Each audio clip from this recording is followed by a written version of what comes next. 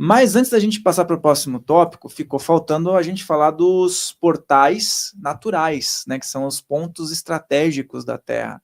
A gente falou da abertura artificial por conta de ritualísticas, e lógico, o pessoal sempre fala Machu Picchu e tal, mas quais seriam esses locais-chave espalhados pelo planeta, onde esses portais naturais tenham mais força? A chácara dele. Não fala onde é, senão amanhã não para de chegar a gente lá. Fala das informações que você recebeu do lugar. Peraí. Antes. Existe. Deixa eu só fazer uma... É perto de onde aconteceu aquele caso de Baipendi. Perto. Põe no GPS. Fortíssimo. Mas, por exemplo, São Tomé das Letras, nós sabemos que, inclusive, hoje a gruta lá é fechada pelo Exército. Por quê? Tem uma conexão com Machu Picchu. Será que essa conexão com Machu Picchu é a pessoa ir caminhando até chegar em Machu Picchu ou tem algo mais? Uhum. Né? Seria meio ilógico a pessoa sair caminhando e chegar em Machu Picchu. E tem casos que a pessoa chegou em Machu Picchu 2, 3 dias depois no máximo. Não tem como você fazer isso caminhando. Então, provavelmente portais. Sim. CERN, um portal artificial, tudo indica, né? Que estão passando criaturas de um lado para o outro. Reunião de pessoas, como a Danusa falou, alta concentração de emoção, seja positiva ou negativa, são portais que estão se abrindo. Né? E existem, por exemplo, determinadas épocas que podem abrir portais, por quê? Porque as conjunções, aí, como tudo movimenta em tudo, determinadas conjunções planetárias exercem uma pressão que pode abrir ali uma falha ou uma dobra no tempo. Tá? Então, esses são... Eu já recebi uma informação de um que vai acontecer ano que vem. Olha que interessante. O segundo eclipse do ano que vem, eu só não vou ter a data aqui, eu anotei no meu caderno de anotações, vai ter um eclipse que ele, além de um eclipse, tem um palíndromo. Palíndromo é quando uma data é a mesma da direita para a esquerda, da esquerda para a direita. Isso vai acontecer no ano que vem. E me falaram que isso daí vai ser um vórtice, um portal muito poderoso. Então, fui informada pela espiritualidade. Segundo eclipse do ano que vem. 2026? 2026, Então, inclusive, eu pretendo fazer uma prática nesse dia, né? Reunir um grupo de pessoas, porque eu já fui orientada pela espiritualidade que vai abrir esse portal. E o que acontece? Os magos trevosos, eles mapeiam tudo isso. Uhum. E nós que somos trabalhadores da luz, a gente, né, como eu falei, a gente tem que ficar mais esperto com esses movimentos eles criam estelares. Datas fake para todo mundo se unir e eles absorver essas energias. Sim. Cuidado. Sim. E esse portal que você está falando seria um portal aberto de forma, vamos dizer, perpétua ou momentânea? Olha, quando você tem trabalhadores da luz reunidos com o propósito de abrir um portal, na verdade você está abrindo um portal para que os seres da luz, porque os seres da luz, eles só operam quando eles são convocados, isso eles também pediram para deixar muito claro para as pessoas, que eles não interferem no livre-arbítrio, diferente dos seres das trevas. Então, quando você faz esse tipo de abertura de portal, você está facilitando a ação dos seres da luz na Terra. Porque só quem faz a abertura de portal, basicamente, são os magos trevosos. E eles abrem para quê? Para que demônios passem para cá. E esse seria positivo. Para entrada de anjos. Seria para uma... Vamos colocar aqui para o público uma reviravolta positiva. Exato, para equilibrar a balança. Fazer aquele movimento que você falou. Para equilibrar a balança. Exato.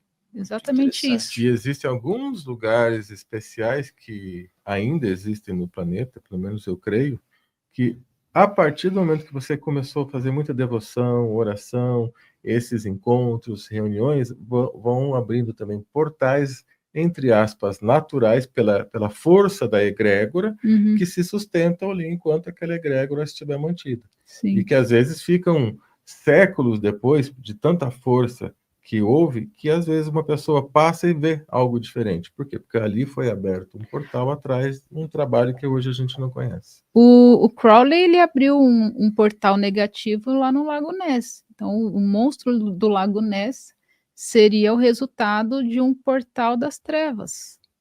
Seria uma criatura criada artificialmente, então? Que passou para o plano de cá através desse portal que ele abriu. E que muitas pessoas relatam, né? Que falam assim, Tem muita é um coisa ser, estranha lá, né? Veio de lá para cá e se e a esconde casa que ele fez a abertura de portal é assombrada e tudo mais. Depois vocês pesquisem. É até um cantor de rock, né? Que é o dono da casa. Agora eu esqueci quem é o artista. Não é o Ozzy Osbourne, não, né? Não, mas ele já passou por lá. Ele tem, né? Inclusive é Mr. Crowley, né? É a música. Crowley. Mas ele passou, né? Já pro lado de lá já também, né? morreu recentemente. Mas ainda sobre os portais naturais, tem uma série de documentários da ufóloga Linda Moulton Howe, que ela entrevista denunciantes que trabalharam na Antártida. E aí esses denunciantes falam dos portais, né, que eles viram lá na região da Antártida, que eram portais. E aí eles falam, né? Parecia um poço de água, só que aí você entra lá e sai no Havaí, por exemplo. Então, um desses portais, que era tipo um buraco, aí você entrava, tinha uma água, e você caminhava um pouco, você já saía no Havaí. Isso é um denunciante que foi entrevistado pela ufóloga Linda Moulton Howe. E o Havaí o Havaí é um pedaço de terra no meio de uma imensidão, né? E só tem aquele pedacinho de terra ali, né? E é muito estratégico aquele lugar, muito, não é? Muito estratégico. E hoje é território americano, né? Sim.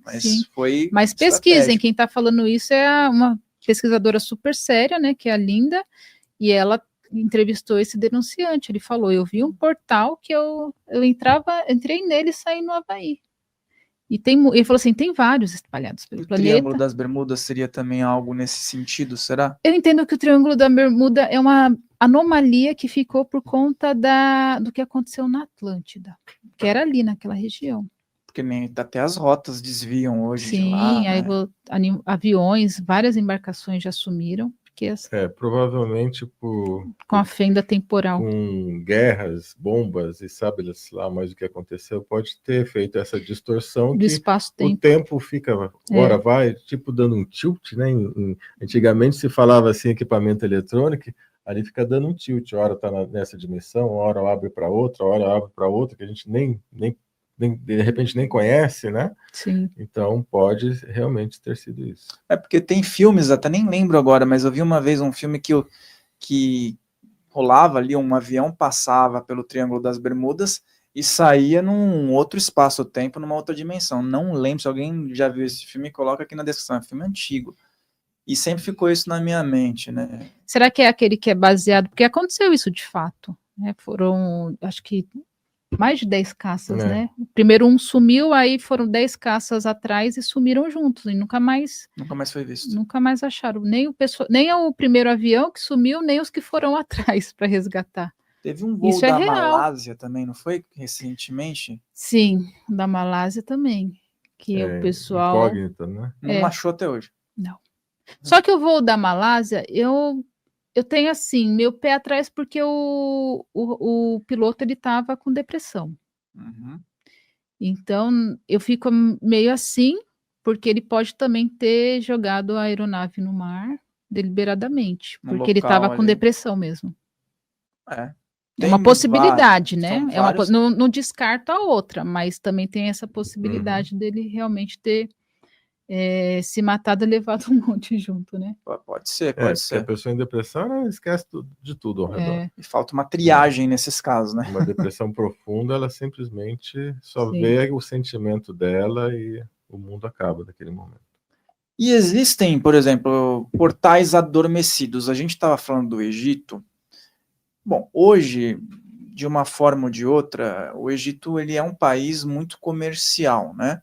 Mas, dentro das ordens esotéricas, iniciáticas, da antiguidade, nunca você deixa de citar, ou até mesmo, como a gente também conversou aqui, um ser que era estudante dessa área, ou pisou no Egito, ou gostaria muito de ir para lá, né? Só que hoje seria aqueles pontos do Egito, eles seriam portais adormecidos, que podem ser reativados possivelmente em alguma situação que ocorra na Terra? Uhum. Eu entendo que os antigos egípcios entram no conceito do cemitério. Lembra que eu falei que cemitério é um portal de saída? Então, quando eles alinham com as estrelas, me parece que eles tinham uma consciência de que eles não eram daqui, mas que eles eram das estrelas. Seria uma forma do faraó, depois, né, de falecido, retornar à sua estrela de origem. Eu entendo, né, como sendo isso. Então, provavelmente ali ficava durante um período e depois levava para a tumba definitiva, mas, sei lá, de repente ficavam 7 dias lá, né, enquanto eles faziam os rituais para que o espírito voltasse para aquela estrela. E isso envolve a preservação do corpo físico também, né? Eles teriam ali um janelamento, não seria um sarcófago definitivo, seria provisório, seria um local em que é feita essa transição, né, do espírito. Aí entra no conceito do Ka e do Ba. Né? É um tipo de câmara de teletransporte de alguns elementos. Sim, da né? consciência, E baseado em que alguns afirmam que antigamente existiam cristais no topo da pirâmide, né? Não sei se isso é fato ou não. Ouro, né? Ouro na com cobertura de ouro, então estariam hoje desativados esses portais. Sair daqui, acho que é uma forma de sair daqui do planeta. Tudo possibilidade. Agora, o que ocorre de fato, porque é algo que eu conheço, que lá na Câmara do Rei, na Câmara do Rei, que aquilo, obviamente, não é uma tumba, mas é algo muito próximo a o que a Danusa colocou. Uma forma de você fazer um portal, uma transcomunicação ou um teletransporte.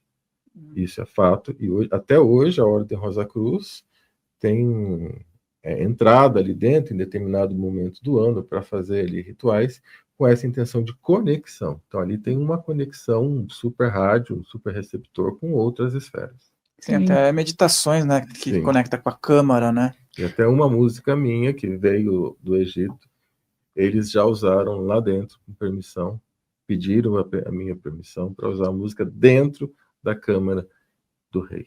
Então, e essa música ele buscou nessa faixa temporal, ele foi lá dentro da pirâmide, conta a história. Aí foi uma vivência que eu tive com mais ou menos 17 anos de idade. Nessa época, roqueiro, tocando guitarra, heavy metal, pesado. Eu tinha uma caixa de som que era uma pirâmide. Eu pedi para um amigo meu, que era marceneiro, ele fez uma caixa de som em forma de pirâmide, eu estava encostado nela, tocando guitarra. E aí eu apaguei. Dei uma cochilada e apaguei. Quando eu me dei por conta, era noite, eu estava num local com muitas pilastras, parecida com aquelas que nós vemos do Egito, né? Vi as estrelas, tocha para todos os lugares, e eu estava indo, só que neste momento eu estava lá. Já não era mais eu aqui, eu estava lá, indo para este ritual. Eu só não sei se eu ia participar, se eu ia ver, ou se eu ia oficiar o ritual, mas eu estava indo para o ritual, e lá dentro já estava tocando uma música. Só que essa música eu sabia que vinha de lá, mas ela não era assim como tivesse uma caixa de som que você vê que o som está vindo dali. Ela ecoava por todo o ambiente. Então é uma tecnologia diferente, algo que hoje nós não temos. E todos aqueles sons que eu ouvi, eu falei, nossa, que coisa linda, que som bonito. Então, ao mesmo tempo eu estava lá, mas eu estava com o sentimento daqui, era como se eu fosse os dois, o de lá e o de cá ao mesmo tempo. Eu comecei a ouvir, repetir. A hora que eu ia entrar naquele templo, né, para ver o que tinha lá dentro, porque eu estava nos corredores indo até lá, não era a pirâmide, tá? Era ao lado da pirâmide. Aí eu voltei. Só que eu voltei com todo aquele som. Falei, eu preciso guardar, peguei a guitarra e comecei. Gravei na guitarra, ficou uns 10 anos guardado ali na guitarra, depois, futuramente, comecei a ter tecnologia e gravei a música. Quando eu gravei a música, coloquei no YouTube. Maravilhosa o YouTube era quadradinho assim ainda, né? Eu comecei a receber, depois de um tempo, uns avisos, umas coisas que eu não sabia o que era. Tinha 222 mil visualizações. É uma coisa que na época não existia. tipo assim, hoje seria milhões de visualizações. Aí o YouTube começou a me mandar mensagem, tinha pessoas fazendo comentários em árabe, pessoas fazendo comentários em egípcios, um brigando com o outro, e falando, não, isso não pode ser, não é assim. Aí eu falava, não, mas é que eu trouxe aqui o que eu escutei, não é aquele den que a gente tem do Egito, era um negócio poderoso demais. Era uma força, não era esses instrumentos aí de quase tribais, né, que a gente pensa que eles tinham. Não, eles tinham um poder ali muito fantástico. Eu tentei reproduzir nos instrumentos que eu tinha, né? Não é a mesma coisa, mas a frequência é a mesma. Ficou muito bom. Foi muito forte. O rei Salomão... Existe possibilidades, a Danusa deve ter mais informação de que os ouros, eles vinha coletar no Brasil. Porque eu lembrei do lance da fartura, da abundância, eu lembrei que ele falou, e achei interessante, porque o rei Salomão é um sinônimo de prosperidade, né? E aí quando ele falou que houve essa conexão com o Brasil, e tem muito sentido, porque aqui tem abundância de ouro, tem muita coisa interessante nisso. Sim. O Schwenager, né, que é o pesquisador austríaco que morou aqui no Brasil, era historiador, professor, e o que ele fazia? Ele veio no século passado, então ele fazia as pesquisas dele direto com os indígenas, e ele também pesquisou muito material do Padre Antônio Vieira. E com base nas pesquisas dele, o que ele descobriu? Que eles vinham buscar o ouro aqui mesmo, nessa região. Isso. E até os egípcios também vinham para cá pegar ouro. Deixa eu só pegar um parênteses que não tem nada a ver, mas é importante. Vocês já devem ter ouvido falar em fotografia Kirlian, certo? O famoso Kirlian lá da Rússia que levou o nome. Mas a primeira máquina Kirlian foi desenvolvida pelo Padre Antônio Vieira. Interessante. E aí não era considerado fenômeno que a Inquisição iria atrás, né? Porque também, tudo bem, a época já era outra, mas quando um padre ou alguém que era considerado do sistema ali inventou, daí já fica melhor para aceitar, os parâmetros, né? Os parâmetros. Mas, enfim, aí essa questão do que ele comentou, do ouro da Amazônia e tudo mais, entra inclusive na questão da Arca da Aliança. Porque muitos acreditam que a Arca da Aliança está aqui no Brasil, foi escondida aqui. Eu vou contar uma história muito interessante para vocês, e aí faz parte dessa realidade dimensional que eu vivo, que eu vivencio, né? O Celso também, enfim. Que antes de ontem, a dona Leda Hoffmeister mandou mensagem falando que a espiritualidade pediu para ela me passar informações sobre a Arca da Aliança e que a Arca da Aliança estaria aqui no Brasil. Aí ela me passou essa informação na quarta. Quando foi na quinta, no caso ontem, uma aluna minha me chamou, falou assim, preciso relatar o sonho que eu tive, e aí no sonho ela estava conversando com o marido, e ela falou o seguinte para o marido, o que você faria se você precisasse mandar uma informação da sua vida passada para uma vida sua no futuro? Como que você faria? Aí ele pegou e falou assim para ela, eu colocaria na Arca da Aliança. Aí ela contou o sonho, ela, achei de te falar. Eu falei assim, nossa, faz total sentido. Então, assim, a dona Leda me fala da Arca da Aliança, que ela estaria no Brasil, aí no dia seguinte a aluna fala que teve esse sonho, ou seja, a Arca da Aliança, muito provavelmente é um artefato que não foi confeccionado para aquele momento. Ela pode ter sido confeccionada para o momento atual. É um viajante no tempo. Porque a gente, vamos supor que eu estive lá, já tive contato com a Arca. Mas na vida que eu tive contato com a Arca, ela ainda não seria utilizada. Então a Arca viaja no tempo e eu viajo no tempo através das reencarnações, para acessar no momento certo. É igual o livro de Daniel. Livro de Daniel deve estar encarnado, e muito do que ele viu na época dele, ele vai entender só agora, porque ele tenta entender muitos dos sonhos, e o anjo fala para ele, não adianta. Sela esse livro, que você vai estar lá no momento. No momento. Não havia ainda o Reencarnado. conhecimento necessário para ele compreender aquele fenômeno. Cara, mas isso aí eu vou colocar mais um tempero aí, que eu gostei desse assunto aí.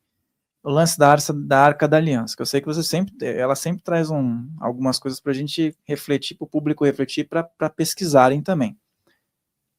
No caso, então, essa conexão com o Brasil seria dentro de um artefato que possivelmente seria físico, ou etérico, ou arquetípico, vamos dizer assim, vamos colocar essas hipóteses. E aí, existe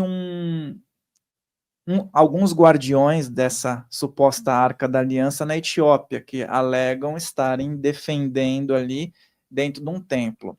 Inclusive, um deles não tem mais visão, que fala que foi por conta do contato. Então, nós temos aí tantas possibilidades que eu achei interessante isso. Porque, então, se for algo arquetípico, poderia também coexistir em alguns lugares da Terra, né? E o Brasil ser um desses lugares, né? Pode ser um código, pode ser um arquétipo, ou pode ser físico. A gente precisa descobrir, porque está aqui no Brasil. E pode existir mais de uma, abrindo portais, cada um com conexões. Sim. Eu captei isso e me veio essa questão arquetípica, porque faz sentido, né? Porque o ouro também, ele é algo arquetípico, né? Tem uma ligação com o sol, tem uma ligação com uma série de questões.